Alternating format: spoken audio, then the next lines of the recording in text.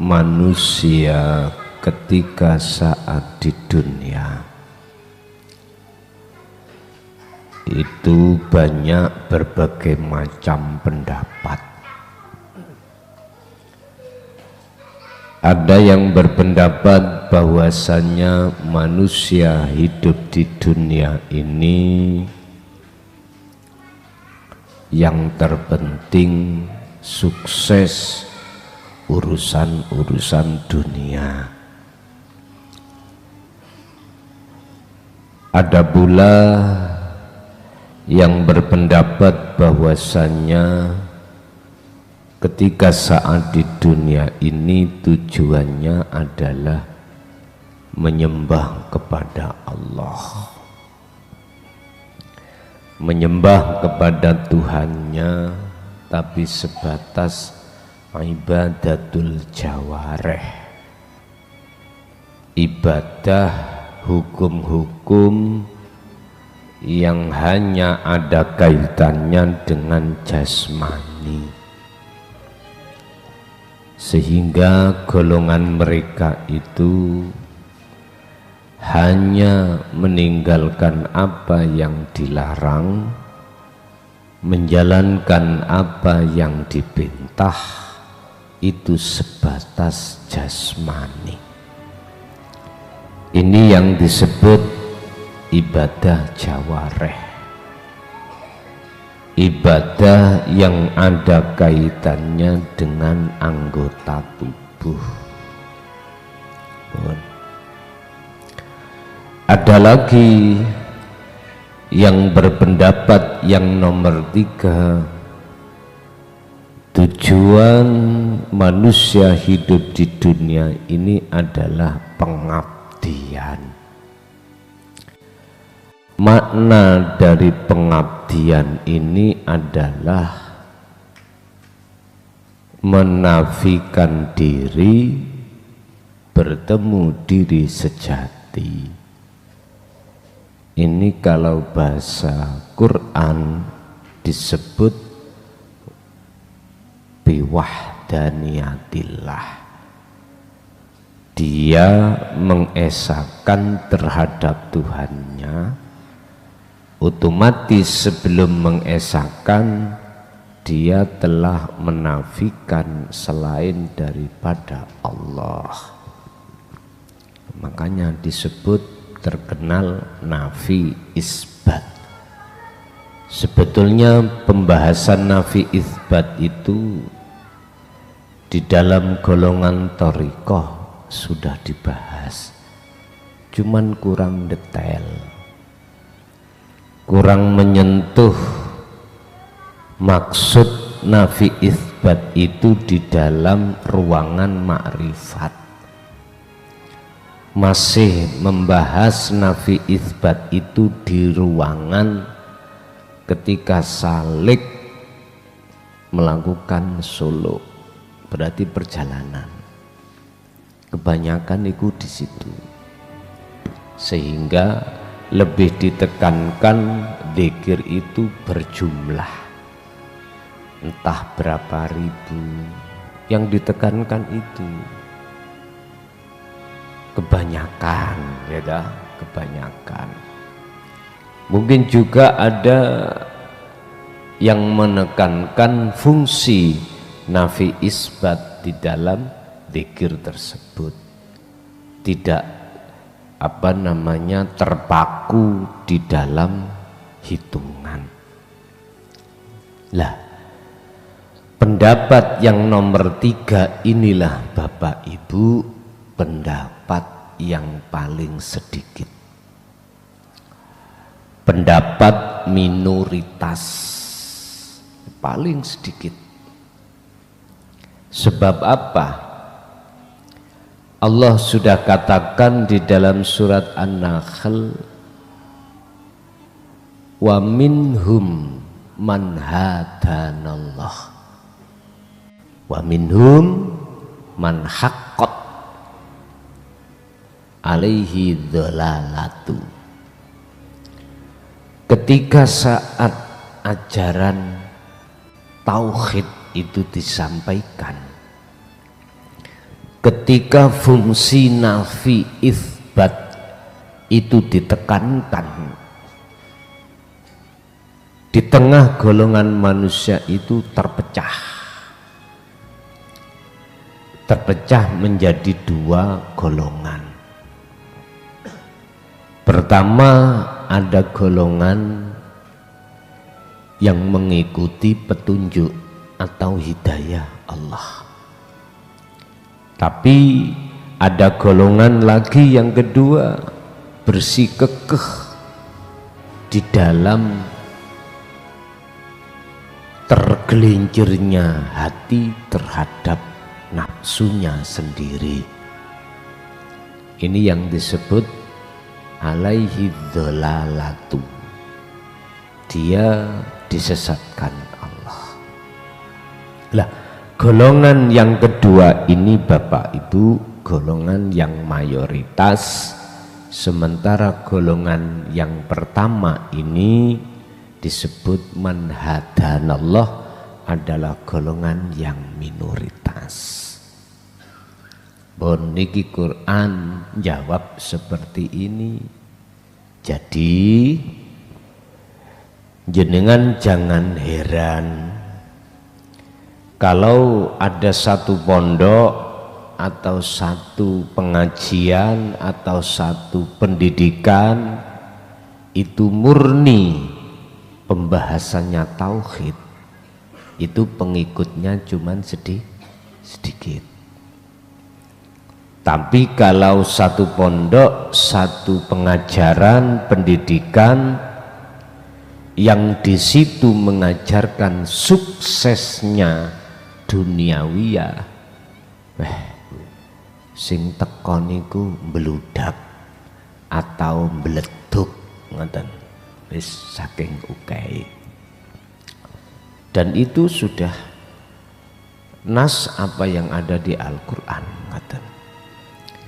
Berkenaan dengan kehidupan manusia di dunia ini, malam hari ini kita akan membahas apa tujuan manusia saat di dunia ini.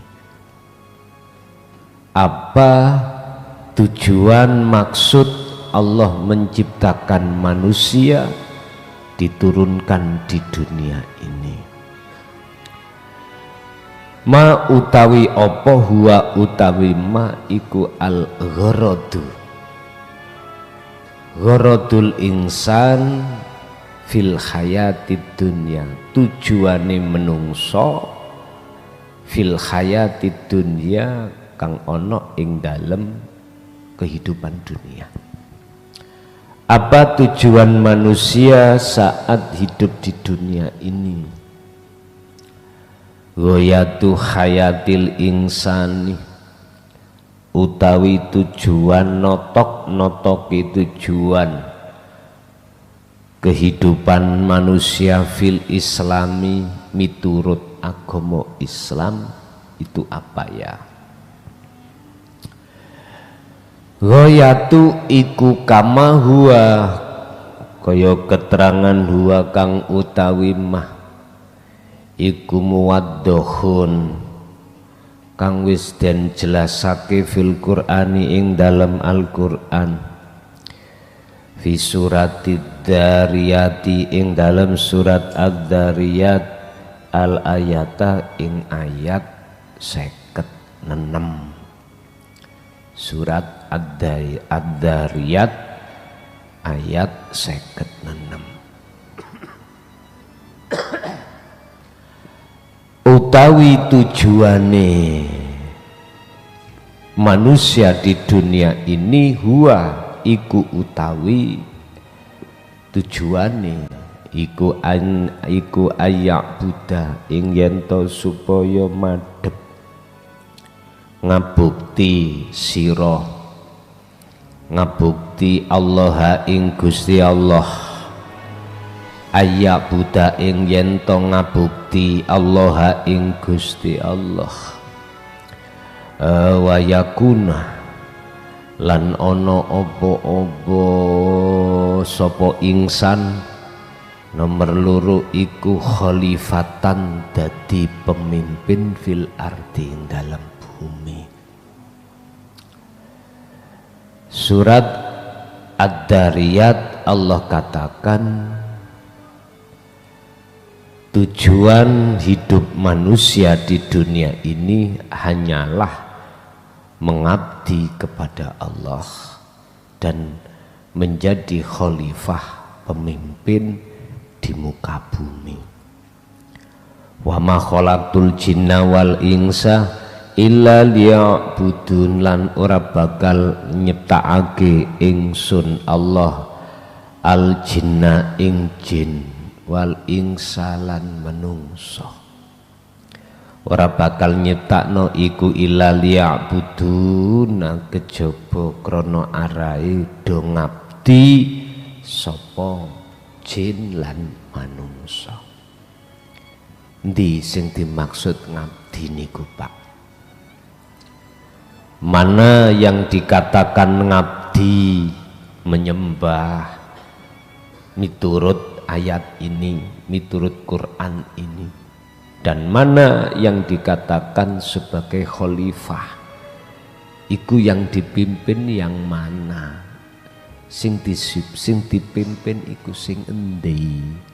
Yang mana? Kalau nyembah yang bagaimana? Inilah Pak ya, di tengah umat manusia khususnya Islam banyak yang tidak mengerti. Paling tidak sebatas dikawiti salah, dikawiti takbir, dipungkasi salam. Akhirnya terkenal disebut sholat, nyembah. Kebanyakan pengetahuannya itu sampai di situ.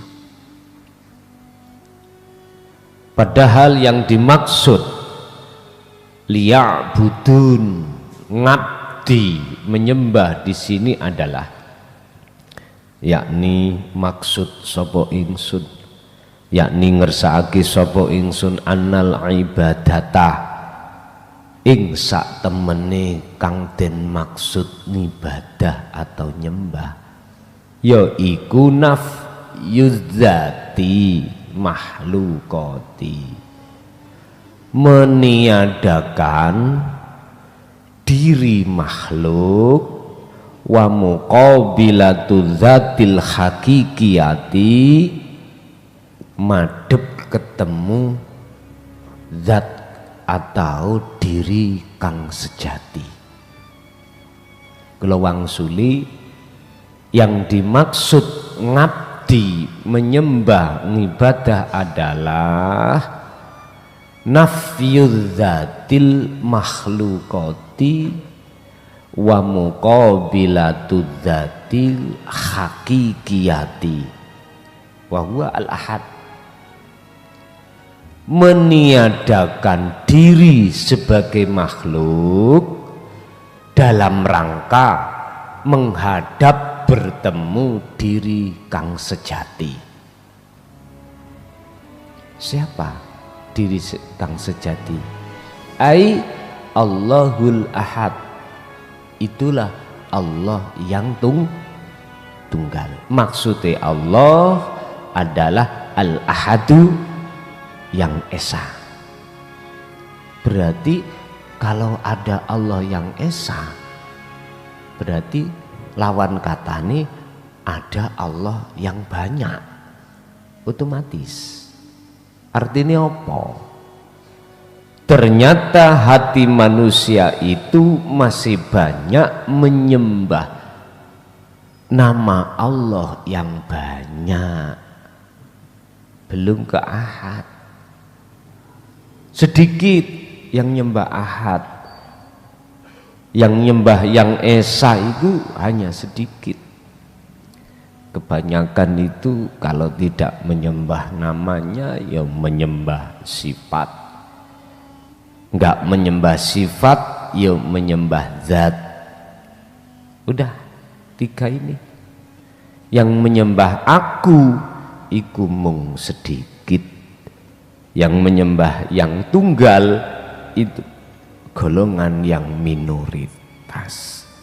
Wis niki tarkib definisi atau ta'rif al-ibadatu atau ngabukti nyembah ibadah itu tadi. Urusan jatuhnya ibadah secara jarak jawareh jasmani terserah.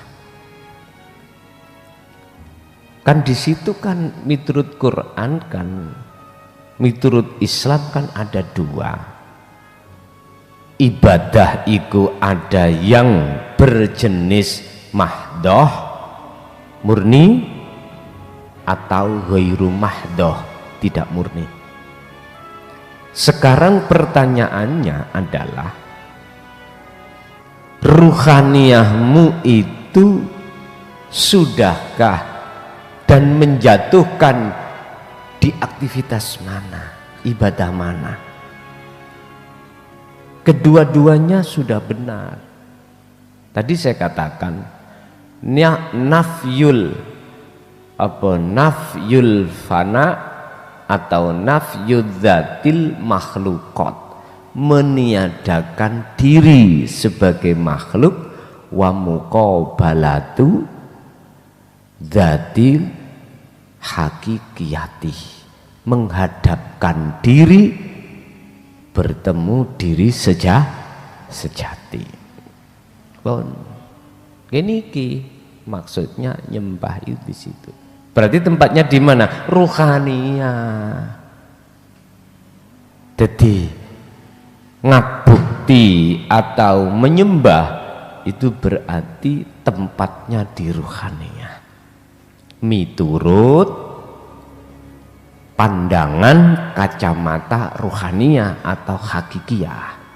Kalau miturut pandangan syariah beda. Ya jungkar jungkiri jasmani ini yang dimaksud.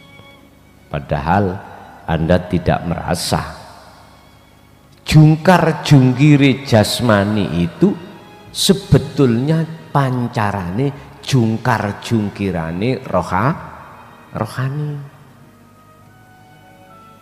Lah jungkar jungkiri apa sih jungkar jungkiri, Pak? Molak malik jasmani ini yang disebut amal ngibadah ing ngersane Allah iku diterima atau tidak iku tergantung keadaan rohani. Kalau rohaniyahnya itu memang melaksanakan yakni annal ibadata yang ku maksud tadi, nyembah yang sebetulnya nyembah yang disebut mingkol bin zahidin, jelas ibadah jawareh panjenengan mesti diterima. Beda kalau keadaan hati kita mingkol bin rohib, madhep nanggone sakliyane Allah, yaitu isine langit lan bumi yang disebut makhluk. Beda. Bagaimana bisa diterima, Pak? Lah wong antarane sing didep ambek sing madhep niku mboten sinkron. Hati ngeten. Meledingi. Apa meledingi? Mengunduri, membelakangi. Ya ora iso, Pak, membelakangi. Makanya jangan heran kita mulai kecil sampai tuwek ya. Mulai kita enggak bisa maca Quran sampai bisa maca Quran, kita yang enggak ngerti isine kitab sampai akhirnya bisa membaca kitab, bahkan sampai alim, tetep waktu sholat iku ketok isine dunya utawa langit. Padahal Gusti Allah melingni ini wajah tu wajia, depno wajahmu nang wajahi Gusti Allah. Jangan menghadap terhadap lilladzi fataras samawati wal ard. Sipati Gusti Allah berupa kuwasane nyiptakno isine langit lan bumi. Jangan. Jikalau Anda betul-betul bisa menghadapkan diri Anda ke diri sejati, wa ma ana minal musyrikin. Loh ini loh yang disebut orang yang bersih hatinya, tidak ada perserikatan atau menyekutukan Tuhan. Tapi kalau hati ini menghadap terhadap selain daripada wujud kang sejati, yaitu makhluk, alias kita menghadap, akhirnya ya apa jawabannya ayat? Wa ana minal musyrikin, dan kami masih tergolong orang yang menyekutukan Tuhan. Mana diterima? Nggak iso pun.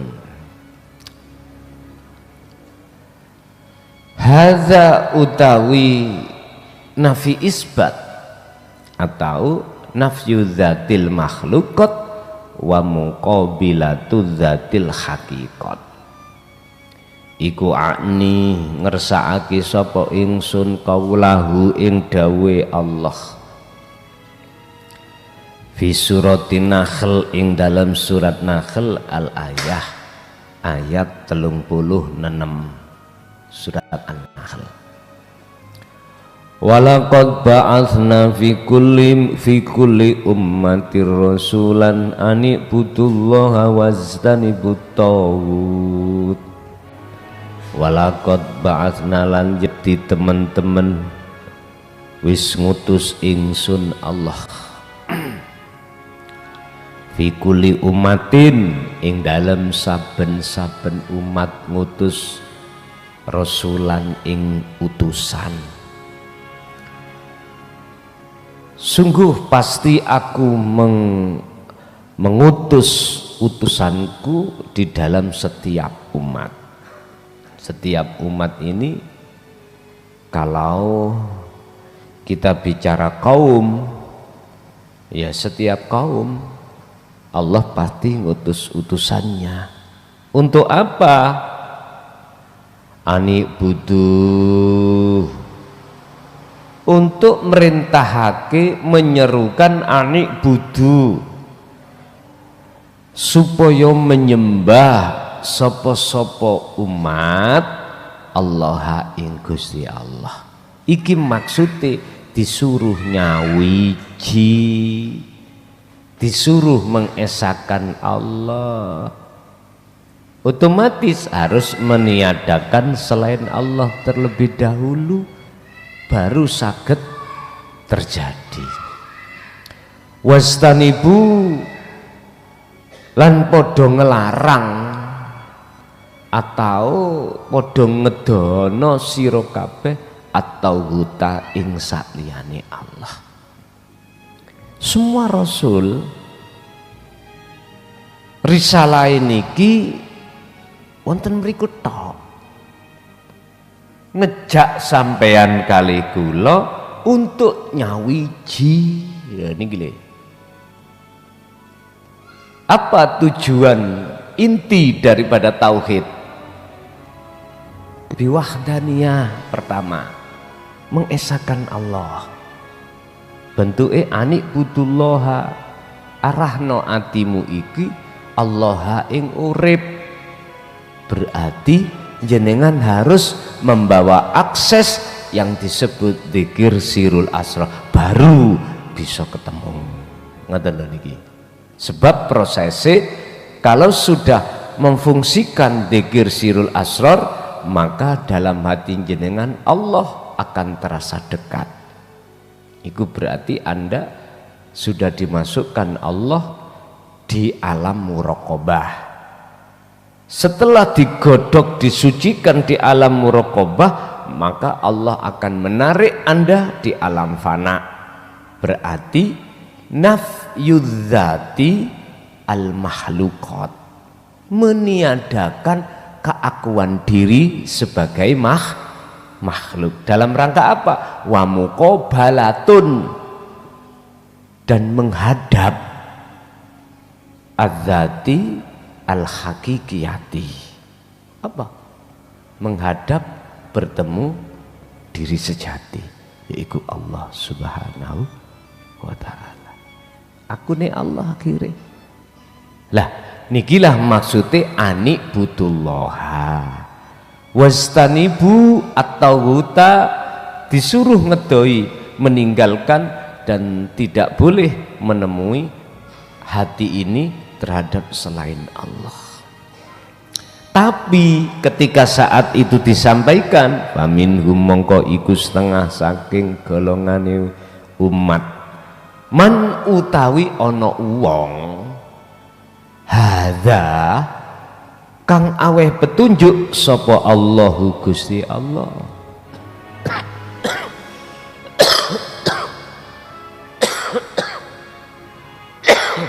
Satu golongan dikatakan orang yang Allah kasih petunjuk. Mengapa Allah kasih petunjuk? Karena hatinya mau menerima, mau beriman bahwasanya risalah tauhidiyah ini betul-betul hak minallah yang dibawa oleh para rasul. Inilah alasan mengapa Allah kasih hidayah. Tapi golongan yang kedua, wa minhum lan iku setengah saking golongan umat, man utawi ana wong hakot kang bersikekeh alaihi ngatasi man opo adzolalatu tersesati. Atau saya artikan ada golongan umat lagi yang Allah sesatkan. Disebabkan karena apa Allah menyesatkan? Karena mereka menolak datangnya risalah tauhidiyah. Titik. Titik di situ. Oke, kalau tidak kurang bisa menerima dengan bahasa risalah secara Al-Quran, oke, tak bosono Jawa.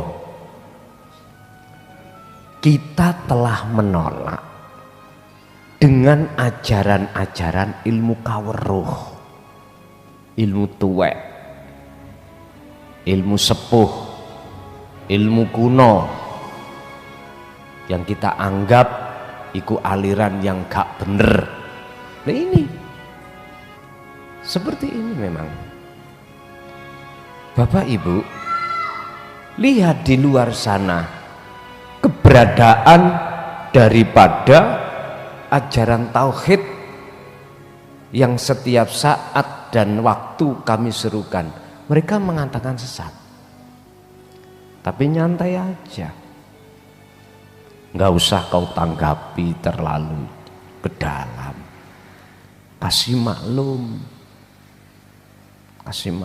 Mungkin ya, kalau kami tidak memegang umarok, ya mungkin wis dilawan. Paham maksudnya? Khususnya sekup desa misalnya. Arah di situ sebetulnya itu tidak sedikit mereka yang menolak, bahkan mengatakan dzalika dhalalatun, itu enggak benar, itu sesat. Apalagi baru-baru ini saya sering salah satu orang yang membela saudara saya di Kejawen. Iya, memang faktanya seperti itu. Faktanya seperti itu. Kita tenang aja, kasih maklum semuanya. Kita nggak usah bicara orang lain, orang dekat kita aja lah yang belum bisa menerima. Komentarnya bagaimana? jenengan iki melu ngajine wong sing tahu gendeng ya. Kuwi bakal ketularan gendengi ya. Bon.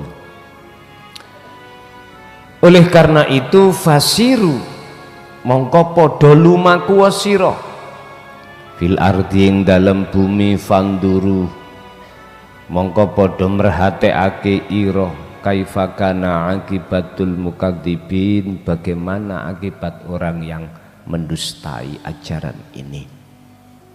Kamu akan tahu sendiri. Fasiru. Oleh sebab itu kalau kau masih kurang percaya, lihatlah, perhatikan bagaimana orang-orang yang dahulu akibatnya mendustakan, nggak percaya dengan ajaran tauhid. Itu kesimpulannya. Gak usah ngomong akhirat, ngomong ning dunya. Ayo kita tesis sajalah. Sampai mencari teman mulai kalangan bawah menengah ke atas, dan pastikan mereka ini adalah orang yang anti dengan dinul haq. Tanya kalangan menengah, kalangan bahkan ke atas, menengah, sugih gak sugih, melarat gak melarat, ya wis cukupan lah.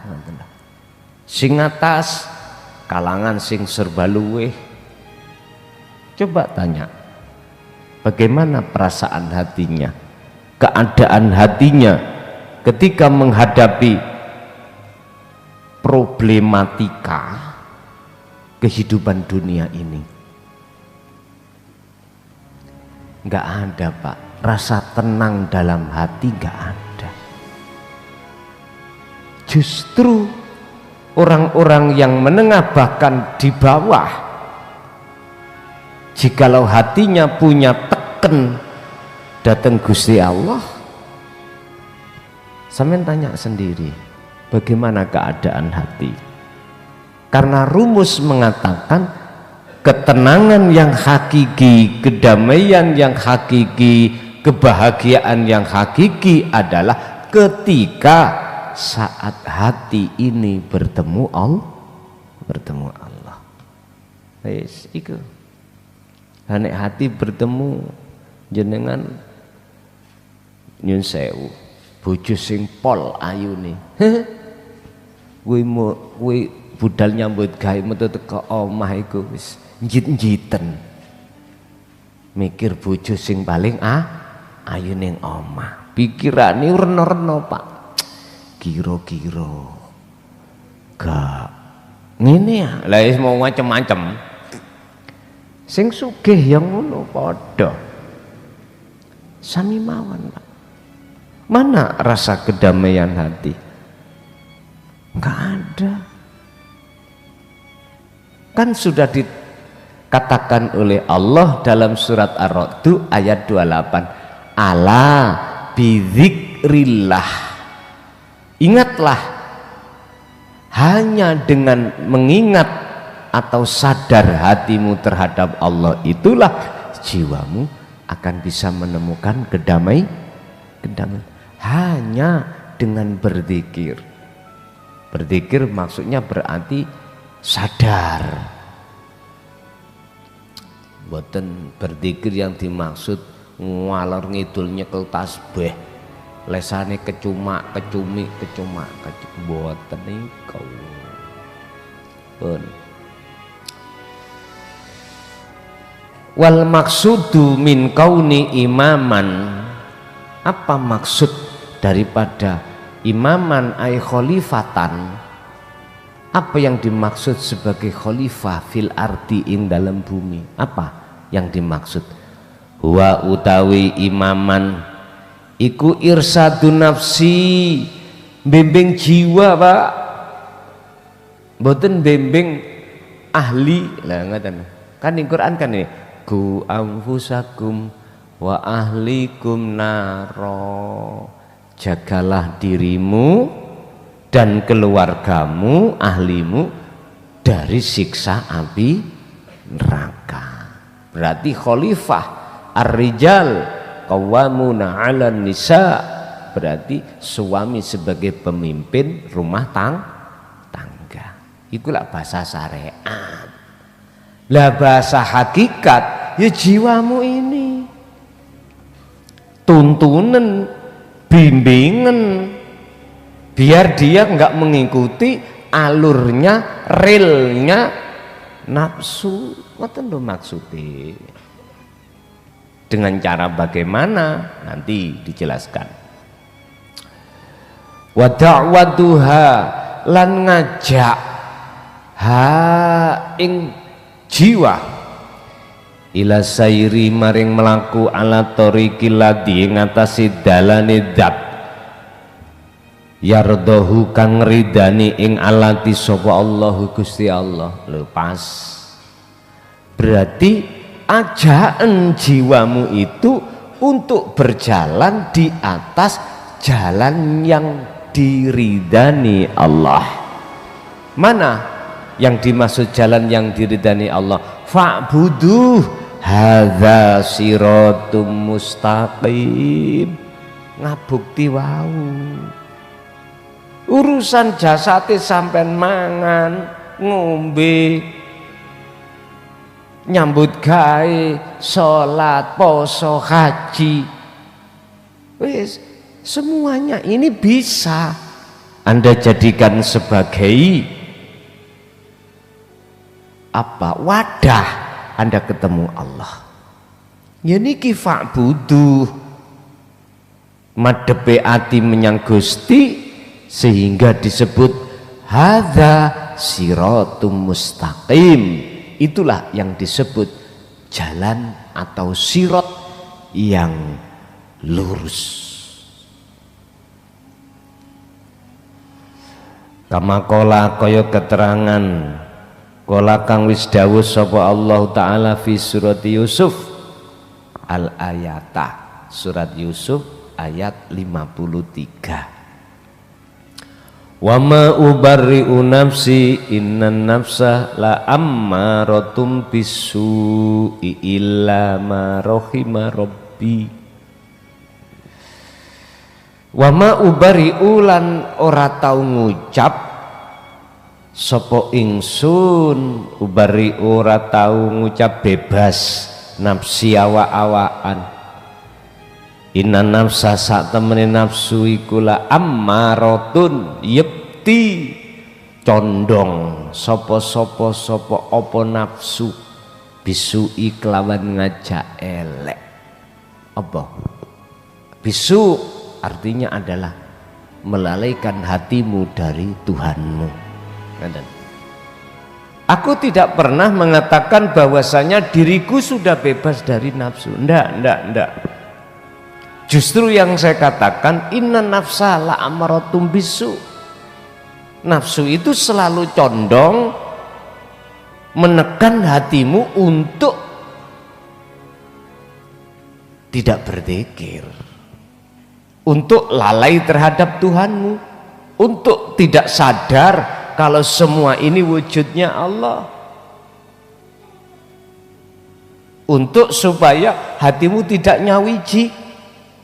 Inilah nafsu akan mengarahkan terhadap hati supaya seperti itu. Tapi ilama rohima robbi, ilama kejaba ana jiwa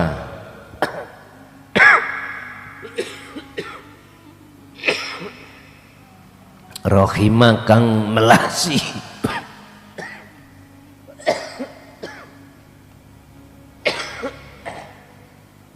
ngrahmati sapa Rabbi pangeran ingsun.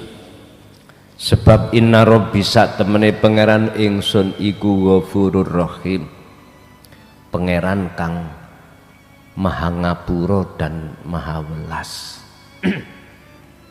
Mana yang dimaksud illama rahima Rabbi?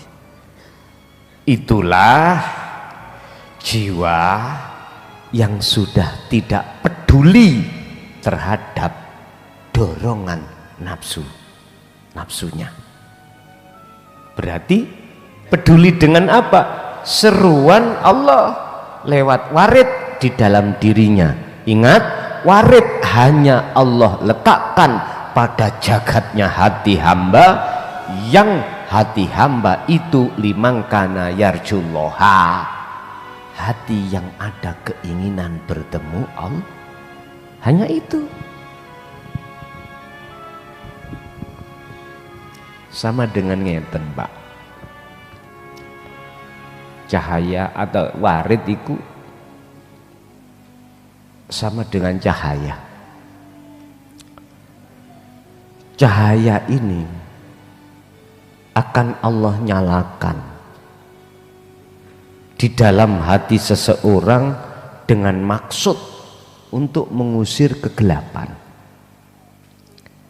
Lah, cahaya akan Allah nyalakan dalam hati manusia manakala hati manusia itu betul-betul mau berzikir, betul-betul mau bertemu Allah lewat terus-menerus dia berzikir. Baru seperti itu, Pak. Ini miturut sistem. Berarti kita kalau tidak mengerti caranya zikir yang dimaksud untuk mencapai makom terang benderang, ya ora iso. Makanya sampean takoklah kanca-kanca sing ana thariqah. Puluhan tahun kok ora mudeng-mudeng di makom musyahadah iku, apa sebab? Padahal kita sudah berzikir, cuman zikirnya itu tidak sesuai dengan target. Misalnya kula bedil ngono, mungsuh ana etan, bedile ngulon, dadi mboten saged. Dadi bedil angin, mboten kenging. Nah, makanya datangnya hukum hakikat itu untuk memberikan kelonggaran terhadap golongan kita, baik yang ada di syariat ataupun sudah berkecimpung di thariqah, untuk nafyul dzati makhlukati wa muqabalatu dzati al hakikiyati. Untuk apa? Untuk membetulkan zikir kita yang katanya nafi isbatil, meniadakan diri makhluk dan bertemu diri sejati. Ya sejati ini diri, ya iku wujudnya Allah iku sing den maksud. Pun ngene iku sing dimaksud illama rahima rabbi. Berarti di ngapura sirik-sirik, dosa sirik kita tempo-tempo yang lalu di sepuro. Illama rahima rabbi, sebab inna rabbi iku ghafurur rahim. Pun terus bagaimana caranya ibadah itu betul-betul bisa mencapai target sesuai dengan maksud Quran, yakni annal ibadata wal khalifata. Bagaimana cara kita sesuai dengan Quran yang dimaksud tujuan manusia ini di dunia nyawiji, kemudian membimbing terhadap jiwa kita dari kepentingan nafsu. Al-Khulasatu masuk dalam ringkesan, Pak. Ini jawabannya. Inna kamala maqsidil insan, sak temene sampur-sampurnane tujuan menungso fi hatihi dunya, ing dalem iki dunya, sempurnane tujuan wong urip ning dunya iki ya iku wa utawi nuju nang kamal sempurnane, berarti marifat. Iku al ilmu, jenengan kedah wajib ngerti ngelmune. Ya iki yang ku maksud ilmu tauhidnya ini. wal amalu lan lakune. Berarti ilmu sudah lalu diteruskan dengan amal. Inilah yang kusebut meditasi, kholwat atau uzlah atau bertapa. Yang ketiga, wal istiqomah, terus menerus hatta ya'tiyakal yakin, oleh berkholwat istiqomah sampai